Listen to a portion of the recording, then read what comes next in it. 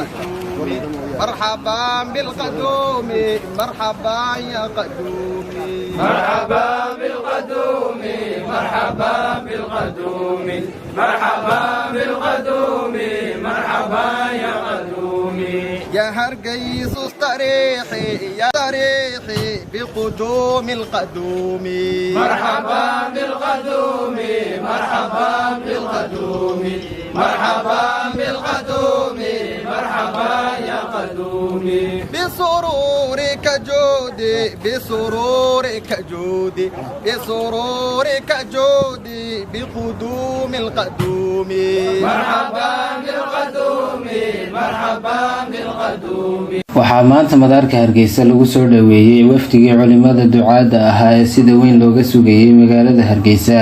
wafdigan uu hogaaminayo daaciga sida weyn caalamka looga yaqaan ee Sheekh Cawn Al-Qadumi ayaa fadhigiisu yahay dalka Urdun. hase ahaatee waxa uu hadda si toos uga soo kicitimay magaalada barakeysan ee Madiinatul Munawwara. Sheekh ayaa waxa uu ka mid yahay culimada waaweyn ee Ahlus Sunnah wal Jamaaca al-Shaacira oo ku caan baxay cabsida Alle iyo jacaylka xabiibkeena Maxamed naxariis iyo nabadgelyo korkiisa ha ahaatee.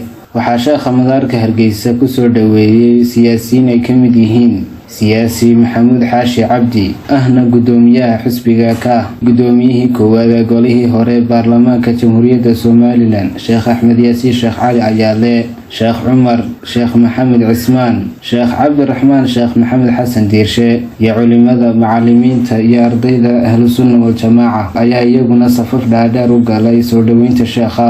inta kadib waxaa kelmado soo dhaweyn halka ka soo jeediyay mas'uuliyiintii soo dhaweysay sheekha.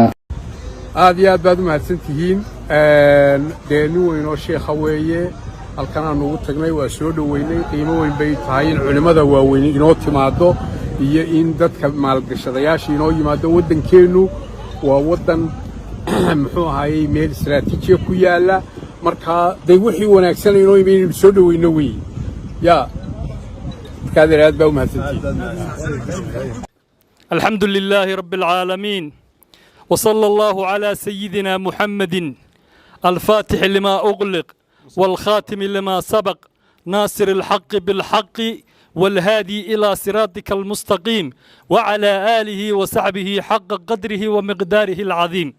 ما أنت فرحت بي النوتهي وحن بدي نقصو قاري عالم كي ويناه الداعي أها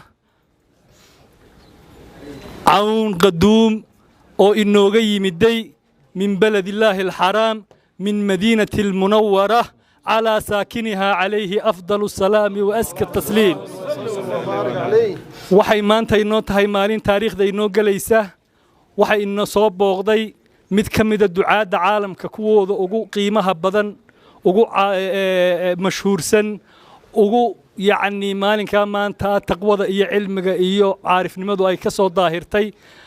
الحبيب عون قدوم بقى إنه يمدي شرف بقى إنه تهاي غير هرجيس خاصة تنجودهانا غير سومالي لانودن وحي ما أنت إنه تهاي إنه هاللميت كم ده علماء دي ووينيد مرك علماء دو أي وقت المام يسو مركي وحكو شيء يسو مركي وحكو أورانا يسو كلا فضل بدن وهذا الكود كلا سامين بدن إنتان إنه أنو عالم أركيين هوس فريسانيي iyo intaan meel ka daawanayay caalim hadlaya iyo intaan maqlayay caalim aan dhageystay caalim hadlaya wali ma arag qof sida uu Cawn Qaduum u tilmaamo xabiibka Muxammad caalim u tilmaama hadduu jamaalkiisa tilmaamayo hadduu jihaadkiisa tilmaamayo hadduu nuurkiisa tilmaamayo hadduu sirtiisa tilmaamayo caalim xaad ku kacayso markuu xabiibka Muxammad ku tilmaamayo nin la mid wali ma inaan arag.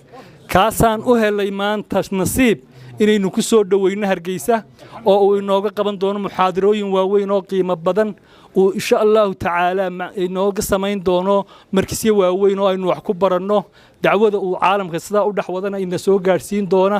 waxa kale oo sharaf weyn inoo ah in maanta sheekheena caalimka ee jaliilka ah وإنه يمد إشارة من حبيب محمد صلى الله عليه وسلم. سيدي نرحب بكم من بلد الله الحرام من المدينة المنورة إلى بلد الكريم إلى شعب الكريم إلى جمهورية أرض الصومال المباركة. فضل سيدي. الحمد لله السلام عليكم ورحمة الله وبركاته. وعليكم السلام ورحمة الله وبركاته. الحمد لله على مقابلات الجمال في أرض الصومال، ونحن بين أهلنا وإخواننا، وكما يقول النبي صلى الله عليه وآله وسلم: وجبت محبتي. وفي حديث قدسي أن المولى عز وجل يقول: وجبت محبتي للمتزاورين في والمتجالسين في والمتباذلين في والمتناصرين في. ونحن ما جئنا هرجيسة ولا أرض الصومال إلا محبة بكم. هذه الواحة الآمنة في هذا المحيط الساخن، بلد السلام، بلد المحبة، بلد الرحمة، بلد الأمان. ومن حسن الطالع أن نقابل اشتباك العلماء والأمراء في دخولنا إلى هذه البلدة، أهل الطرائق، أهل القرار، من يخدم في الإعلام، الكل ما شاء الله على قلب واحد يريد لهذه البلدة النهضة. ونسأل الله أن يجعلنا وإياكم في صدق الناهضين وفي نهضة الصادقين، وأن يكتبنا من الوارثين، وأن يجعلنا رحمة في العالمين. جئنا ونحن نأمل بلقاء علمائنا ومشايخنا وأوليائنا ودعاتنا من أهل هذه البلدة، أن تكون منارة على مستوى القرن الإفريقي والشرق الإفريقي، بل وعلى مستوى القارة السمراء وعلى مستوى العالم أجمع. نوينا إحياء الدين كله في العالم كله إلى قيام الساعة. وأنقل لكم سلام وتحية علمائنا ودعاتنا ومشايخنا من أهل السنة والجماعة، أهل الشريعة والطريقة والحقيقة من بلدان شتى. وإن شاء الله الزيارة القابلة بمعية الكرام أهل الكرم وأهل السخاء في هذه البلدة يكون اجتماعنا جميعا لأجل أن ننشر السلام في هذا العالم، وأن نعيش المحبة التي أمر الله بها ورسوله صلى الله عليه وسلم. أول كلمة قالها المصطفى في المدينة يوم دخلها: لن تدخلوا الجنة حتى تؤمنوا، ولن تؤمنوا حتى تحابوا. ألا أدلكم على شيء إذا فعلتموه أو فعلتموه بينكم تحاببتم؟ أفشوا السلام. اللهم صل وسلم وبارك على سيدنا ومولانا محمد الحبيب المحبوب، صلاة وسلاما ندرك بها المطلوب ونأمن المرهوب، وعلى آله وصحبه ومن إليه منسوب. أشكركم على هذا الاستقبال البديع وعلى حفاوة اللقاء الذي ظهر في القلوب والأرواح قبل أن يظهر في الوجوه والأشباح. وإني أقول لكم إني أحبكم في الله. جمعنا الله وإياكم على حوض الحبيب الأعظم صلى الله عليه وآله وسلم، وكتب لنا ولكم رفقته الأبدية دنيا وبرزخ وأخرى. والسلام عليكم ورحمة الله وبركاته، ونحن بين أهلنا وأشقائنا في هذا البلد المبارك. العالمين، والصلاة والسلام على أشرف الأنبياء والمرسلين سيدنا محمد وعلى آله وصحبه وسلم. شيخو waa ka guddoonnay salaantii uu xabiibka iyo culimada nooga keenay, ducadii noo duceeyna waan guddoonnay.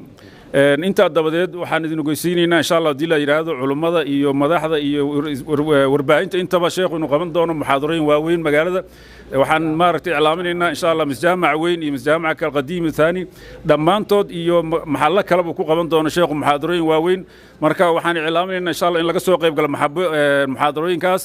sheekhu waa culimadii dadka bari jirtay tarbiyada, ilmuhu inay waalidkood ixtiraamaan oo ay ka amar qaataan culimadii dadka bartay weeye. culimadii dadka u sheegtay weeye arday inuu macallinkiisa ixtiraamo. culimadii u sheegtay weeye qofka yari qofka weyn inuu ixtiraamo, in la kala dambeeyo. culimadii insha Allah biidna kariim dadka wanaagga khayrka faraysa ayuu ka mid yahay.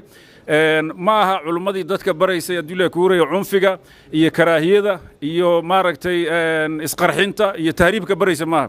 waa culimadii wada noolaanshaha wanaagga dadka baraysay. marka laga soo qayb galo muxaadaradaas insha Allah biidna kariim sida aad uga soo dhaweyseen waad ku maasantiin. habeenka khamiista ee soo socdan insha Allah masjaamac weyn ayuu ku qaban doonaa muxaadarada. dhammaantiin waad maasantiin ka soo qayb gal insha Allah. intaa kadib waxaa loo galbiyey wafdiga guriga sheekh axmed yaasiin sheekh cali ayaale oo qada sharaf halkaa loogu diyaariyey, waxaana qadada kadib halkaa laga akhriyey qasaa'id aad u macaan. وهم الأتقياء والله والله يا عمري ويا روحي يا سري وفتوحي يا بلسم لجروحي يا رسول الله. من رآهم رأى من قام بالله فهم في الورى. أشرق البدر علينا فاختفت منه البدور مثل حسنك ما رأينا قد يا وجه سروري. يا نبي سلام عليك يا رسول سلام. waxaana halkaa kelmad waana ah ka soo jeediyay Sheekh Cawn Al-Qaduumi.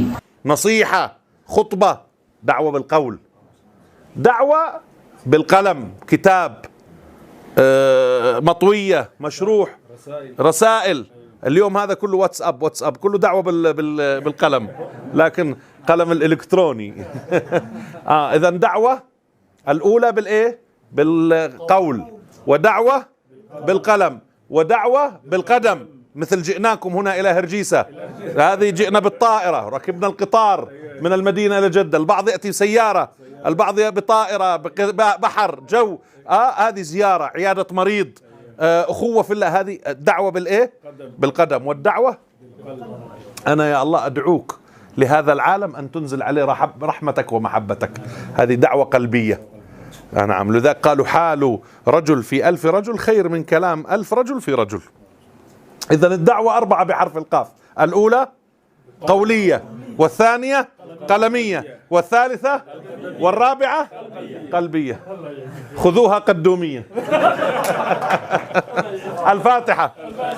اي والله جزاكم الله خير. ugu dambeyn waxaa loo galbiyay hoteelka ay culimadu ka deganaan doonaan muddada ay dalka ku sugan yihiin. Sheekha ayaa waxa uu muxaadarooyin waaweyn ku qaban doonaa masaajidada kala ah masjid jaamaca weyn ee magaalada Hargeysa iyo masjid jaamicii hore ee Xer Haruudha. Askariye Maxamed Xasan, warbaahinta diiniga ah ee Tayba TV, magaalada Hargeysa.